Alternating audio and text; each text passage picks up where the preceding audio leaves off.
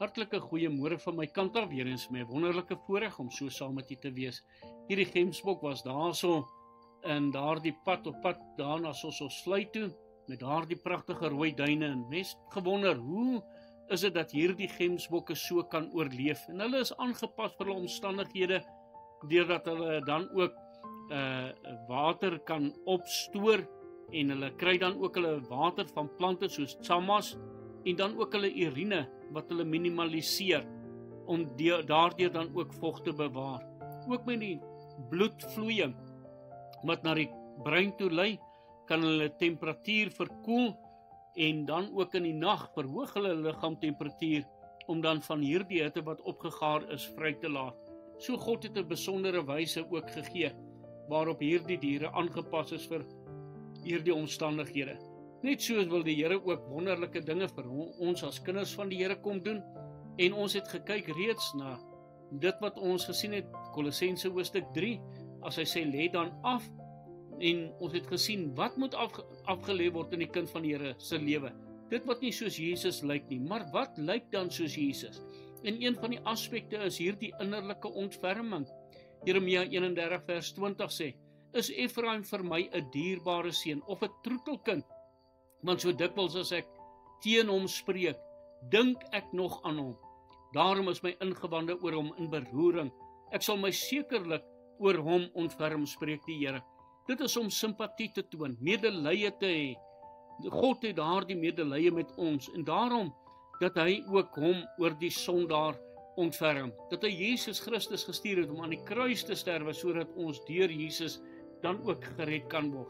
Daardie ontferming van God oor die mens.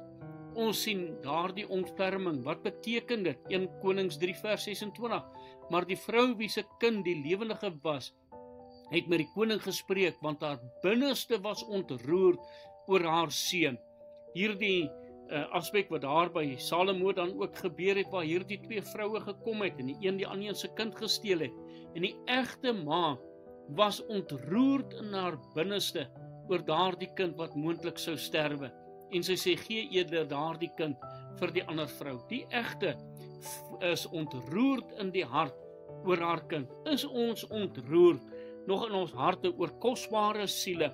Is die vraag wat ek maar vanoggend aan elkeen wil vra. Jesaja 49 vers 15. Kan 'n vrou haar suigeling vergeet, dat sy haar nie ontferm oor die seun van haar skoot nie? Die Bybel sê, ons skoon hulle sou vergeet. So die moontlikheid dat ma 'n kind kan afskryf, ja, veral in die tyd waarin ons lewe, as ouers met dwelms en allerlei dinge mee te doen het, dan skryf hulle baie maklik daardie kinders af, want dit gaan net vir hulle oor daardie behoefte om dwelms in die hande te kry. Maar God sê, nogtans sal ek jou nie vergeet nie. Hy sal ons as mens nie vergeet nie. Hy sal sy kinders nie vergeet nie. Hy sal die mensdom nie vergeet nie. En in hulle sonde toestand het hy ons nie vergeet nie, maar het hy uitkoms gegee, sodat ons dan ook gered kan word. Hy sê voorts daar in Filippense 1 vers 8, want God is my getuie, hoe ek na julle almal verlang, met innige teerderheid van Jesus Christus. Paulus was bekleed met hierdie kenmerkende eienskap van Here Jesus Christus, van innerlike ontferming. Jesus het hom ontferm oor die mens, so het Paulus hom dan ook ontferm oor die gemeentes, dat ons ook so sal ontferm oor die kinders van die Here, en in besonder vir hulle bid, en dan ook hulle aan die Here opdra, veral in die tyd waarin ons lewe.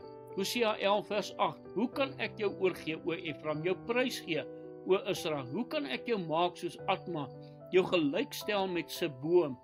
My hart is omgekeerd in my te gelyke tyd is my medelee opgewek.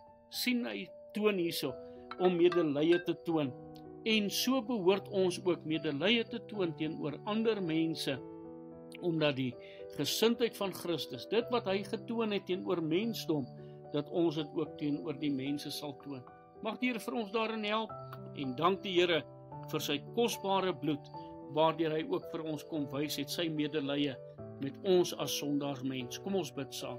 Here, dankie vir u medelee, dankie dat u siele wil red, en dat u genadig is oor ons as mens. Amen.